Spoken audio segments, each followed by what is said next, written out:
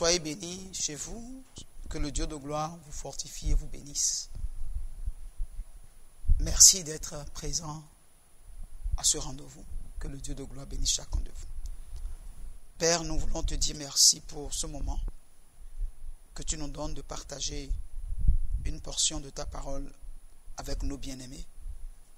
Viens nous assister pendant ce moment et manifeste ta grâce à notre faveur au travers de la compréhension de ces quelques versets bibliques au nom de Jésus-Christ.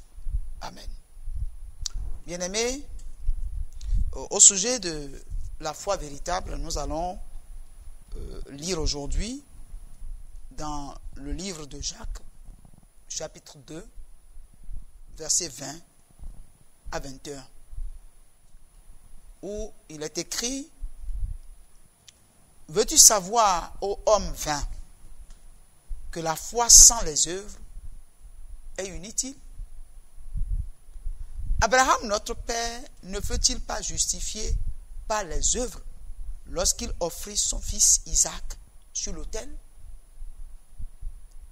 Bien-aimés, la foi véritable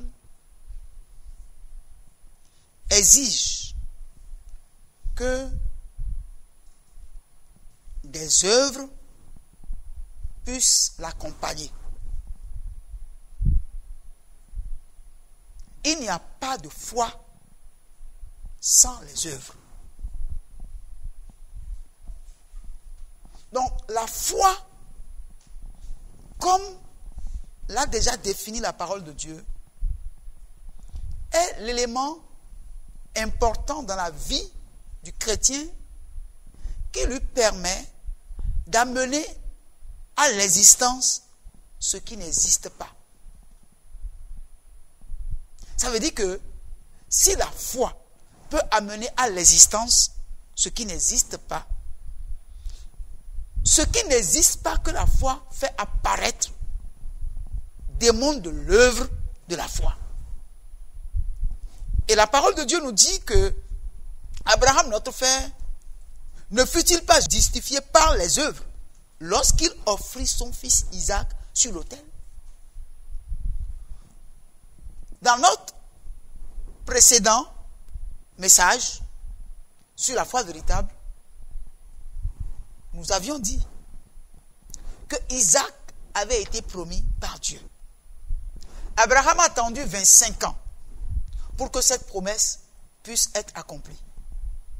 Mais après que cette promesse fut accomplie,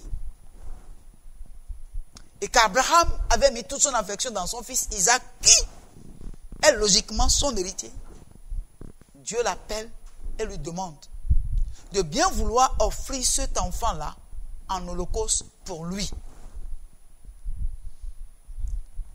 Bien-aimés, nous avons vu dans le précédent message de quelle manière Abraham a procédé. Il n'a pas hésité un instant à prendre ce fils pour aller au lieu indiqué par le Seigneur. Mais la Bible nous dit que cet acte qu'il a posé est l'œuvre de la foi. Et par cette œuvre qu'il a accomplie, il a été justifié. Bien-aimé, voici ce que la parole de Dieu nous dit à ce sujet. Dans Exode 22, verset 9 à 12, il est écrit: lorsqu'il fut arrivé au lieu que Dieu lui avait dit, Abraham y éleva un autel et rangea le bois. Il lia son fils Isaac et le mit sur l'autel par-dessus le bois. Puis Abraham étendit la main et prit le couteau pour égorger son fils. Alors l'ange de l'Éternel l'appela des cieux et dit: Abraham, Abraham. Il répondit: me voici. L'ange dit: n'avance pas ta main sur l'enfant et ne lui fais rien. Car je sais maintenant que tu crains Dieu et que tu ne m'as pas refusé ton fils, ton unique. Bien-aimés, lorsque nous lisons ce passage-là, nous avons compris que Abraham, sa foi n'était pas seulement à la bouche. Comme certains d'entre nous, nous professons le Seigneur par la bouche, mais nos actes démontrent qu'en réalité, nous n'avons vraiment pas foi en lui. Ce sont nos œuvres qui déterminent quel est le genre de foi que nous avons, ou si nous avons véritablement la foi en Dieu. Abraham n'a pas hésité un instant.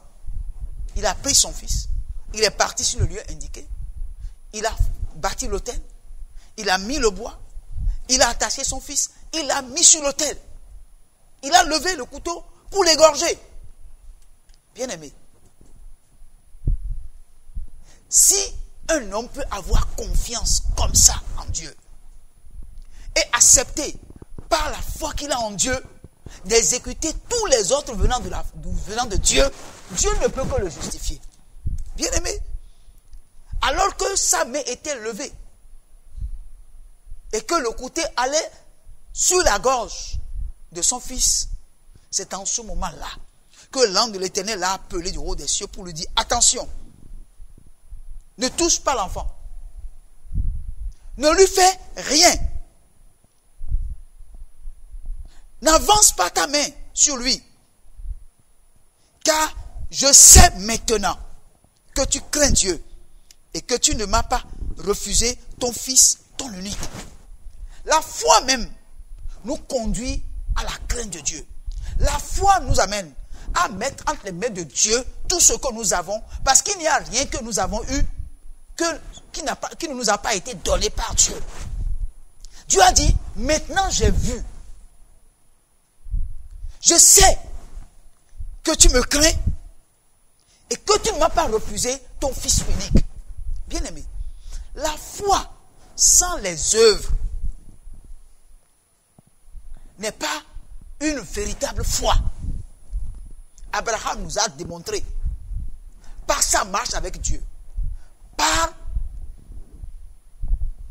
les actes qu'il a eu à poser, l'œuvre qu'il a accomplie, pour nous démontrer que la foi n'est pas muette, que la foi est agissante. Bien-aimé, dans le livre de Jacques, au chapitre 2, versets 22 à 24, voici ce qui est dit. Tu vois que la foi agissait avec ses œuvres, et que par les œuvres, la foi fut rendue parfaite. Quand nous lisons ce passage de Genèse, nous voyons que la foi agissait avec les œuvres. La foi d'Abraham agissait avec les œuvres. Il y a les œuvres qui accompagnent la foi que Abraham a manifestée. Vous ne pouvez pas, bien aimé, dire que vous avez la foi et que vous êtes fils et fille d'Abraham. Si votre foi ne peut pas vous conduire à agir, à poser des actes, à accomplir des œuvres, bien aimé, c'est important. Et on dit, et que par les œuvres, la foi fut rendue parfaite. La foi n'est parfaite que les œuvres l'accompagnent. Lorsque les œuvres accompagnent notre foi, c'est en ce moment-là que notre foi est parfaite. La Bible déclare que la foi est une démonstration des choses que l'on espère. Une démonstration. La foi doit être une démonstration. La démonstration, c'est-à-dire la foi accomplit des œuvres que les hommes peuvent voir. Des choses que les hommes peuvent toucher. Parce que nous avons eu foi comme Abraham a eu foi en Dieu. Bien-aimés, on nous dit, ainsi s'accomplit ce que dit l'Écriture. Ainsi s'accomplit ce que dit l'Écriture. Abraham crut à Dieu et cela lui fut imputé à justice. Et il fut appelé ami de Dieu. Bien-aimé, Abraham n'a pas eu une foi qui n'est pas accompagnée par des œuvres. Il n'a pas adoré Dieu du bout des lèvres. Mais il a adoré Dieu du plus profond de son cœur. Il avait confiance en Dieu. Son cœur était totalement à Dieu. Au point que il est devenu un ami de Dieu. Et c'est ce que Dieu veut de nous, que nous devenons ses amis. Mais ce n'est que par la démonstration de la foi que nous avons que cette amitié pourra être une réalité entre nous et Dieu. Et il dit, vous voyez que l'homme est justifié par les œuvres et non par la foi seulement. Si vous dites que vous avez la foi et que votre foi n'a pas d'œuvre, c'est qu'en réalité, il y a quelque chose qui ne va pas. Parce qu'on nous dit ici que l'homme est justifié par les œuvres et non pas la foi seulement. Donc, la foi, si la foi est là seulement, et ça ne produit pas des œuvres, cette foi n'est pas une véritable foi. C'est pourquoi, même si vous dites que Jésus est votre Seigneur, que vous avez foi en lui, et que vous le confessez, et que les actes que vous posez, vos comportements, vos relations avec les hommes, se trouvent être totalement le contraire de ce que Dieu veut, c'est en réalité, votre foi dont vous parlez n'existe même pas devant Dieu. Parce que la foi vient de ce qu'on entend, de la parole de Dieu. Et lorsque vous avez la foi, par rapport à ce que la parole de Dieu dit, vous devez par vos actes démontrer que vous acceptez la parole et que vous manifestez la parole. Bien-aimés, ce n'est pas seulement que la parole accomplisse les miracles dans nos vies, non, mais la parole de Dieu doit transformer nos cœurs. La foi amène la parole de Dieu à transformer nos cœurs pour que en nous réside l'amour. Parce que la Bible dit que Dieu est amour. Et lorsque vous dites que vous avez la foi et vous n'êtes pas capable d'aimer l'homme que Dieu a créé à son image, lorsque vous n'êtes pas capable d'assister des gens qui sont dans le besoin, ce sont des œuvres, bien-aimés. Ce sont des œuvres. Si vous dites que vous avez la foi et que votre parole n'est pas une parole assaisonnée de grâce et de vérité, où est la foi que vous professez? C'est pourquoi on dit que l'homme est justifié par les œuvres et non pas par la foi seulement. Donc, quand tu dis, moi j'ai la foi, mais il faut que tu comprennes, bien-aimé, que la Bible dit au verset 18 de Jacques chapitre 2, mais quelqu'un dira, toi, tu as la foi, et moi, j'ai les œuvres. Montre-moi ta foi sans les œuvres, et moi, je te montrerai la foi par mes œuvres. En écoutant ce passage, nous comprenons, bien-aimés, que s'il n'y a pas d'œuvre, la foi n'existe pas. Vous ne pouvez pas parler de foi quand vous ne pouvez rien démontrer par rapport à la foi que vous avez. C'est lorsque vous arrivez par la démonstration à prouver que vous avez la foi en Dieu, c'est en ce moment-là que votre foi est une foi véritable. Bien-aimés, je voudrais que nous puissions comprendre qu'on ne peut pas avoir la foi qu'Abraham a eue et rester inactif, et rester passif. Non, quand nous avons la foi d'Abraham, nous devons être actifs. Parce que la foi doit être agissante. Et si la foi est agissante, la foi agissante produit des œuvres. Et par ces œuvres-là, on peut reconnaître que nous sommes véritablement des amis de Dieu. Que Dieu est notre Père, que Dieu est notre ami, que nous sommes véritablement des gens qui croient en lui, qui croient en la capacité de Dieu de transformer, de changer la vie d'un homme et d'amener à l'existence dans la vie de quiconque croit en lui tout ce qui est invisible, tout ce qui n'existe pas. La foi peut créer. La foi agissante peut beaucoup de choses. C'est pourquoi, bien-aimés, je voudrais nous exhorter à rester debout et à nous laisser enraciner dans la parole de Dieu.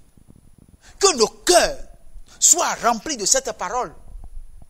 Pas une parole diluée, non, mais la vraie parole qui vient de Dieu, qui n'est pas basée sur les dogmes et les credos établis par des hommes, mais assis sur la vraie doctrine que le Seigneur lui-même a déposé. Bien-aimés, je voudrais vous dire simplement que nous avons besoin de demander au Père de nous donner une foi agissante, une foi qui accomplit les œuvres, une foi qui démontre que Dieu est vrai et qu'il existe vraiment. Que Dieu soit avec vous. Merci, bien-aimés, de m'avoir permis d'entrer chez vous et de parler de la part du Seigneur à vos cœurs. Soyez bénis au nom de Jésus-Christ. Amen.